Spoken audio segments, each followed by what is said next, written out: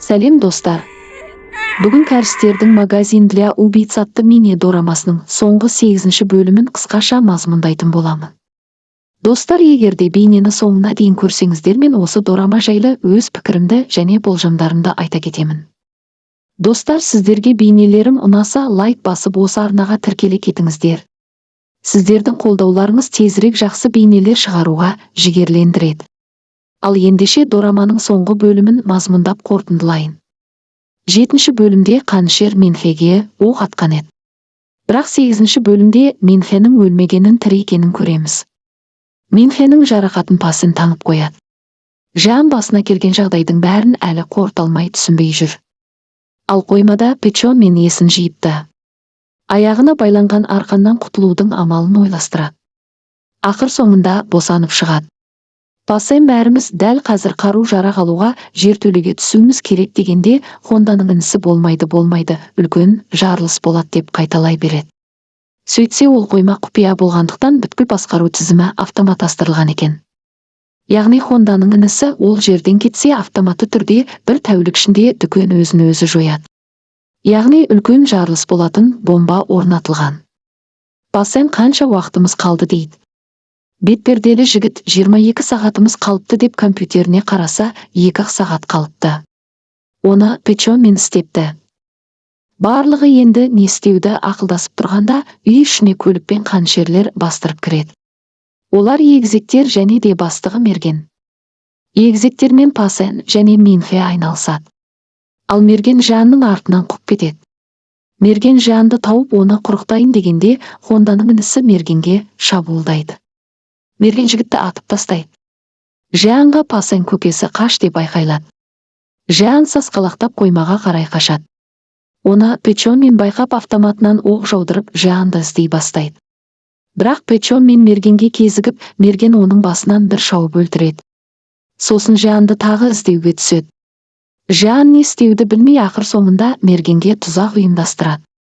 Ал Мерген Жанның ашу ызасын тудырып, қарсы алдына өзі шығып келуін біліп, Жанның ата-анасын қалай өлтіргенін айтып келе жатады. Сосын Жан дәл ойлағандай ашуланып, кішкентай жүк тиейтін көлікпен Мергенге қарай басып келеді. Мерген сытылып қалып, Жан қолыңнан келгені осы ма деп күліп тұрғанда, Жан қаруын шығарып Мергенді атуға оқталады. Мерген күліп, сен адам ата алмайсың дейді. Жан иә деп еденге оқ атады. Жан еденге жанармай төккен екен. Мерген өртене бастайды. Сол кезде Жан қанішерден құтылды ау деп тұрғанымызда, өрт сөндіретін су пүркігіштер іске қосылып, әлгі Мерген жартылай күйіп аман қалады. Сосын Мерген мен бұлай өлмеймін деп Жанға шабуылдауға ұмтылғады. Жан ойланбай шөртпені басып Мергеннің қақ маңдайын теседі. Ал жоғарыда Хонданың інісін көрсетеді. Ол өлмепті, себебі үстінде қорғаныс жекеті бар екен. Ол бөлмеден шығып қараса, Минхе ауыр халде, Пасен соның қасында егіздерді жайратып салыпты. Сосын ол да қоймаға түседі. Жан екеуі қойманың жүйесін орнына келтіру барысында өздеріне тағы да бірнеше топ кісі өлтірушілер келе жатқанын көреді. Сөйтсек, Бабыл іштегі 4 адамды өлтірген топқа үлкен мөлшерде сый ақы тағайындапты. Оны көрген Жан одан әрі жынданып, қасындағы бетперделі жігітпен жоспар құрады. Сыртта келе жатқан кісі өлтірушілер ішке еніп бастайды. Сол сәтте қоймадан қара бетперделі жігіт үстіне толдырып бомба байлап шығады. Сосын Жан микрофон арқылы кісі өлтірушілерге үндеу жасайды. Құрметті біздің сатып алушыларымыз, дүкенімізге қош келдіңіздер. Мен сіздер білген жасыл коды бар Жинманның қарындасымын. Көкем өлді. Енді мен жасыл код иесімін. Сіздерге жақсы ұсынысым бар. Бабылмен келісім шартты бұзып, менімен жұмыс жасауларыңызды сұраймын. Біздің басымызға тігілген ақшаны теңдей бөліп беремін. Және жандарыңызды аман қалдырамын дегенде, қара бетперделі жігіт әлгі Мергеннің басын алдарына лақтырады. Егерде ұсынысыма көнбесеңіздер, бұл жерден ешкім тірі шықпайды. Қара бетперделі жігіттің өте үлкен жарылыс жасайтын бомба асынғанын айтады. Жан 3-ке дейін санайды. Барлығы қаруларын түріп, Жанның ұсынысымен келісіп тарай бастайды. Қара бетперделі жігіт Жан артық бұлай жасауға мәжбүрлеме деп ұқты артып, тынысын еркін ала бастайды. Мына жақта Пасен мен Минхе де оны естіп қуанады. Бәрі біткен соң Жан сыртқа шығады.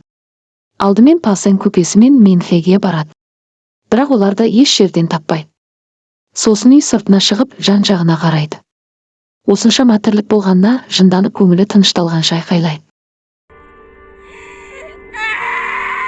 Алайда бұның бәрі әлі бітпеген сыңайлы. Алыстан тағы да көліктер келе жатқанын байқап, қаруын көтеріп көліктің қарсы алдына шығып, жетеді бәріні доғарыңдаршы деп айқайға басады. Сосын автобустан бір кісі түсіп өз кодын көрсетеді. Сөйтсек ол сары код, яғни қылмыс орнын тазалап алушылар екен. Сосын бүкіл аймақты тазалауға кіріседі. Алайда көп өтпей қызметшілер ойында жоқ объектінің жақындап қалғанын айтады. Ол такси көлігі екен. Барлығы сақтық шараларын жүргізіп, қаруларын шығарып қарсы алады. Көліктен 3 адам түседі. Соның біреуі әбден қансырап жүдеген Жанның көкесі Женман болып шығады. Осы жерінде телехикая аяқталады. Өз ойым, бұл дораманы негізінен Пасен мен Менхе жақсы ашып берді. Ал достар, бәріміз көріп отырғандай дорама көптеген сұрақтармен аяқталды. Яғни мен өзімнің жеке басымда туындаған сұрақтар. Бұның барлығын ұйымдастырушылар кімдер? Дүкенді құрған Женман болғанымен сондай мықты жасырын қару сататын сервердің мықты көкелері болу керек қой. Сосын қызыл, сары, жасыл кодты кім берді, оның заңдылықтарын кім ойлап тапты, және ең негізгісі, Белдің өзі неге келмеді? Осындай сұрақтар өте көптеп туындайды. Бұл дегені алдағы уақытта 2 маусым болады деген сөз. Еді өз болжамымды айтайын, Женман қансырап әрең аяғында тұрды. Яғни Белмен айқасы бақыр, соңында оны жеңіп келді. Белдің келмеген себебі сол деп ойлаймын. Ал достар, сіздерде қандай сұрақтар туындады, комментарияға жаза кетіңіз. Кездескенше достар.